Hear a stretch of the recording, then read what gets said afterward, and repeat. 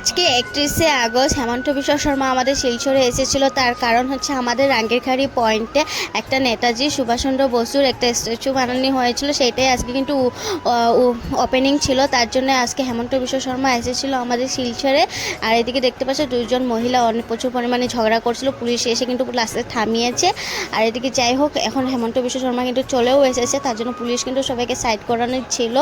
আর এদিকে কিন্তু এত ভিড় দেখে আমার মাথায় হাত, প্রচুর পরিমাণে ভিড় ছিল, বলার কিছু নেই। অবশেষে কিন্তু সেই মুহূর্তটা চলে এসেছে। এই হচ্ছে আমাদের নেতাজি সুভাষচন্দ্র বসু। আর এদিকে দেখতে পাচ্ছ আমাদের ডক্টর হেমন্ত বিশ্ব শর্মা। তা হেমন্ত বিশ্ব শর্মাকে কে কে ভালোবাসো অবশ্যই একটা লাইক করে দিও মামার জন্য।